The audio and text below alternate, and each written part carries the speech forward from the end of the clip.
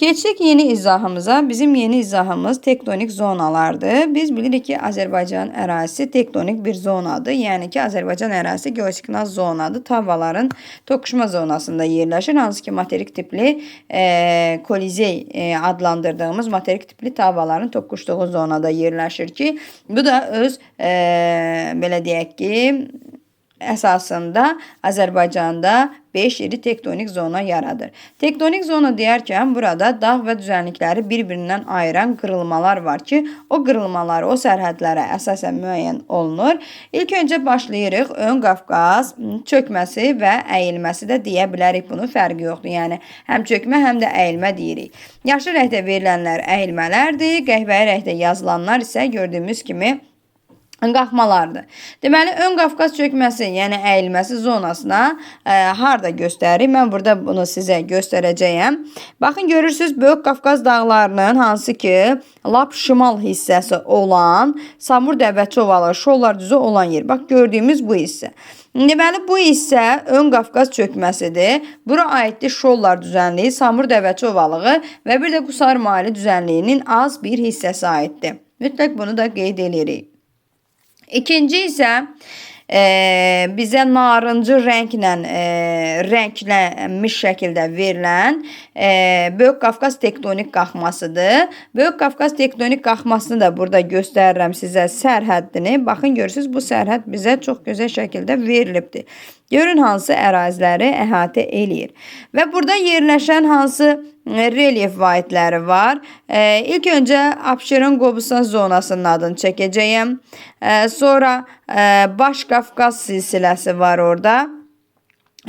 Sonra yan silsilə var, Sudur silsiləsi var. Sonra Qovdağ, Niyaldağ, Ləngəbi silsiləsi var. Bax, bunlar hamısı Böyük Qafqaz tektonik qalxmasına aiddir. Üçüncü isə Kür çökəkliyi zonası əyilməsidir. Kür çökəkliyi əyilməsi mavi rəngdə görürsünüz ki, rənglənibdir. Bura aiddir, göstərə gəlirəm. Qanıq əyri çay vadisi, Acınohor, Ceyran çöl, Qarayazı, Gəncə Qazaq düzü, Qarabağ düzü.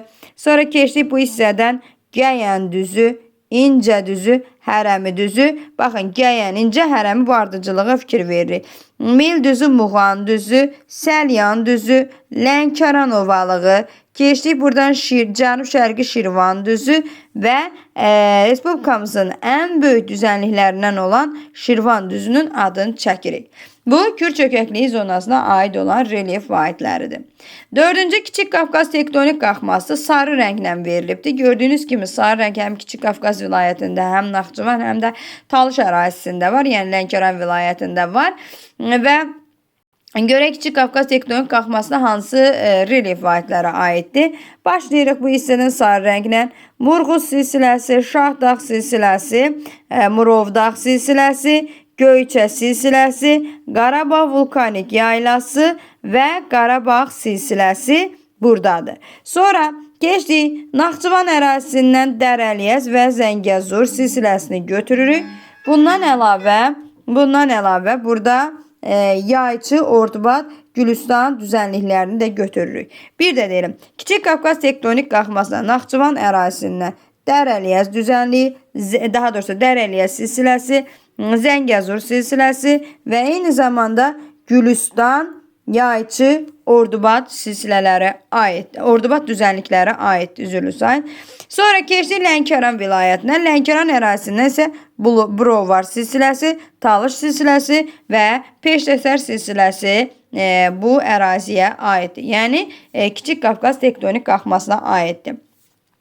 Lənkəran vilayətində çox diqqətli oluruq. Uşaqlar bəzən Lənkəran ovalığı ilə Lənkəran vilayətini deyəndə qarışdırırlar bir-birinə. Uşaqlar, vilayət deyərkən region ərazi nəzərdə tutulur. Ovalıq deyərkən düzənliyin adıdır. Yadımızda qalsın ki, bizdən soruşsa ki, Kiçik Qafqaz tektonik qalxmasına Lənkəran ovalığı aiddir. Bu səhvdir. Lənkəran ovalığı düzənliyi olduğuna görə Kürdağarası çökəkliyi əyilməsinə aiddir. Kiçik Qafqaz tektonik qalxmasına Lənkəran vilayətinin dağları aiddir. Brovar, Talış, Peştəsər dağları aiddir. Eyni ilə də Naxçıvan vilayətində isə Kiçik Qafqaz tektonik qalxmasına Dərəliyəs, Zəngəzur silsiləsi, Gülüstan, Yayçı, Ordubad düzənlikləri, sonra Yazı yaylası, Qarabağ silsiləsi, Vulkanik yaylası, Şərqi Göyçə, Murovdağ, Şahdağ, Murğuz bunlara aiddir. Kiçik Qafqaz vilayətinə aid olan Gəyən İncə hərəmi Kiçik Qafqaz tektonik qalxmasına aid deyil. Gəyən İncə hərəmi düzənliklərdir. Bu düzənliklər də aiddir Kürdağ arası çökəkliyi. Bax, bunlara fikir veririk. Və bir də Qanıq-Əriçay vadisini uşaqlar qarışdırır. Qanıq-Əriçay vadisi vilayət olaraq Böyük Qafqaz vilayətdə, amma tektonik zon olaraq isə Kür çökəkliyi zonasına aiddir. Axırıncı qalır Araz Cavan platforması. Araz Cavan platformasına isə Naxçıvanın ərazisində olan Sədərək, Şərur, Böyükdüz, Naxçıvan düzənliklərə aiddir. Bir də deyirəm, bax, bunları qərbdən şərqə doğru düzmək lazımdır. Sədərək, Şərur, Böyükdüz, Naxçıvan düzənlikləri bu Araz Cavan platformasına aiddir. Deməli, uşaqlar, Azərbaycanın ərazisi geosinkron zonadır. Bunu dəfələrlə deyirəm ki, yadınızda qalsın. Və geosinkron zonalar deyərkən seismik zonalardır. Burada zəlzələ hadisələri fəal olur.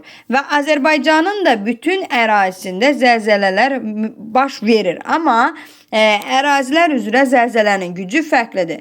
Azərbaycanın ərazisində ən güclü zəlzələlər, yəni 9 ballıq gücündə olan zəlzələlər Böyük Qafqazın cənub yamacı dediyimiz Şamaxı İsmaili zonasına, Kiçik Qafqazın Gəncə zonasına və Naxçıvanda Qapıcıq zirvəsinə bu 8-9 ballıq güclü zəlzələ olan yerlərə aiddir.